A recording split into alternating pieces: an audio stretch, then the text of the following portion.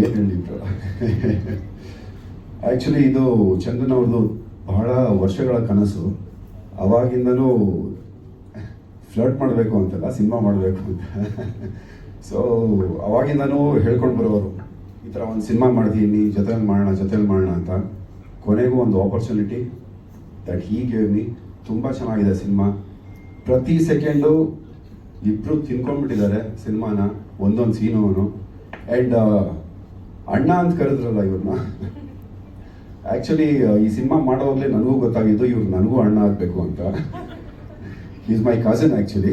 So ಈ cinema ಮಾಡಬೇಕಾದ್ರೇ ನನಗೆ ಗೊತ್ತಾಗಿದ್ದು. That is one thing should appreciate about her.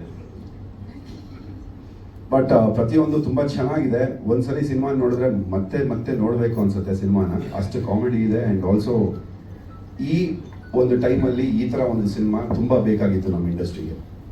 It is a beautiful movie and thanks for the opportunity Chandan bro.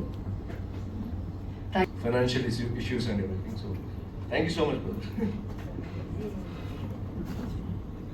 ಇನ್ನೊಂದು ವಿಷಯ ಹೇಳಬೇಕು. ಈ ಸಿನಿಮಾ ರಿಲೀಸ್ ಆಗಿ ಹಿಟ್ ಆದಮೇಲೆ ಒಂದು ಡಿಫೆಂಡರ್ ಗಿಫ್ಟ್ ಮಾಡ್ತೀನಿ ಅಂತ ಹೇಳಿದ್ದಾರೆ. ಅದು ಒಂದು ರೆಕಾರ್ಡ್ನಲ್ಲಿ ಇರಲಿ ಅಂತ ಇಲ್ಲಿ ಹೇಳ್ತಾ ಇದ್ದೀನಿ ಅಷ್ಟೇ.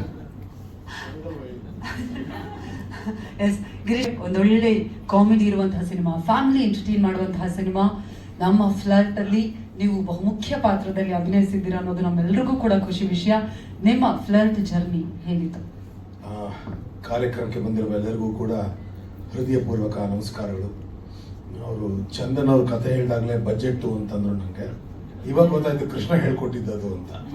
ಇರಲಿ, ಮಾಡೋಣ, ನೆಕ್ಸ್ಟ್ ಮಾಡೋಣ. ಚಂದನ್ ಅವ್ರ ಕಥೆ ಹೇಳಿದಾಗ ಓಕೆನಾ, ಅರ್ಥ ಆಗ್ತಿದೆ ಅಲ್ವಾ ನಿಮಗೆ ಅಂದರು. ಅರ್ಥ ಆಗ್ತಿದೆ, ಓಕೆ ಮಾಡ್ಬೋದು, ಓಕೆ ಹಂಗಾರೆ ಮಾಡೋಣ, ಸಿನಿಮಾ ಮಾಡೋಣ. ಎಲ್ಲರೂ ಹೇಳ್ತಾರಲ್ಲ ಇವರು ಮಾಡ್ತಾರೆ ಅಂದ್ಕೊಂಡು ಒಂದಷ್ಟು ದಿನ ಸುಮ್ಮನೆ ಅಂದರೆ ಒಂದು ಮೆಸೇಜ್ ಬಂತು, ಮುಹೂರ್ತ ಅಂತ. ಸಿನಿಮಾ ಶುರು ಮಾಡೋದು ಅಂತ ಓಪನ್ ಮಾಡಿದ್ರೆ ಬಿರಿಯಾನಿ ಮನೆ ಓಪನ್ ಮಾಡ್ತಾ ಇದ್ದೀನಿ, ದಯವಿಟ್ಟು ಬನ್ನಿ ಅಂತ.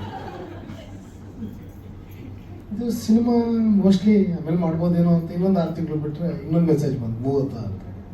ಅವಾಗಲೂ ಬಿರಿಯಾನಿ ಮನೆ ಓಪನ್ ಮಾಡ್ತಾ ಇದ್ದೀನಿ ಬನ್ನಿ.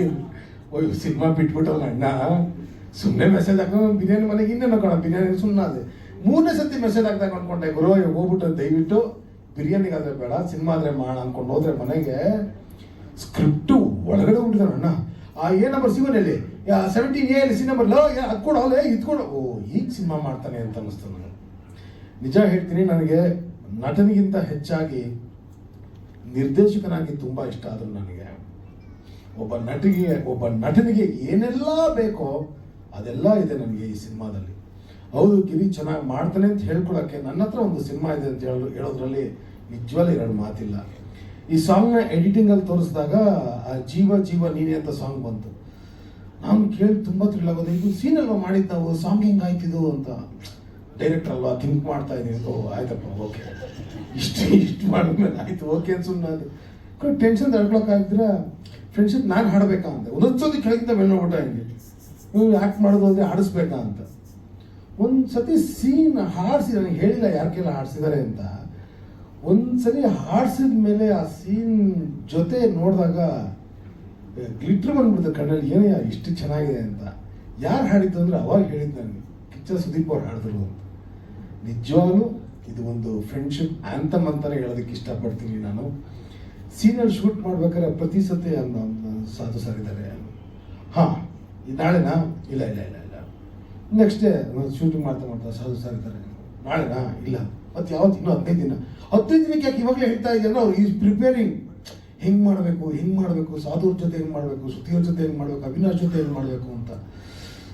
ಡಬ್ಬಿಂಗ್ ಮಾಡಬೇಕಾದ್ರೆ ಒಂದ್ಸತಿ ಒಂದೇ ಒಂದು ಸತಿ ಇದು ಹಿಂಗೆ ಮಾಡಿದ್ರೆ ಓಕೆನಾ ಅಂದೆ ಅಷ್ಟೇ. 2 ದಿವಸದಲ್ಲಿ ಆಗೋ ಡಬ್ಬಿಂಗ್ನ 10 ದಿವಸ ಹಾಕೊಂಡು ರುಬ್ಬಿಟ್ಟ ಅಣ್ಣ. So is proved. ಒಳ್ಳೆ ನಿರ್ದೇಶಕರಾಗಿರುವಂಥ ನಮ್ಮ ಚಂದನ್ ಅವ್ರಿಗೆ ಕಂಗ್ರ್ಯಾಚುಲೇಷನ್ಸ್. ನಮಗೆ ಒಂದು ಮಾತಿದೆ, ಅನ್ನನೂ ಅಳಿಸಿತ್ತು ನಾಯು ಹಸ್ದಿತ್ತು ಅಂತ. ಆ ಥರದೊಂದು ಪಾತ್ರ ನಮಗೆ. ನಮ್ಮ ಕೆಲಸನೇ ಆ್ಯಕ್ಟ್ ಮಾಡುವಂಥದ್ದು, ನಮ್ಮ ಕೆಲಸನೇ ನಿಮ್ಮನ್ನು ಎಂಟರ್ಟೈನ್ ಮಾಡುವಂಥದ್ದು. ಸೊ ನಿಮ್ಮೆಲ್ಲರ ಸಪೋರ್ಟ್, ನಿಮ್ಮೆಲ್ಲರ ಪ್ರೀತಿಯ ಪ್ರೋತ್ಸಾಹ ಸದಾ ನಮ್ಮ ಮೇಲೆ ಹೀಗೆ ಇರಲಿ ಅಂತ ಕೇಳ್ಕೊಳ್ತೀನಿ. Thank you so much.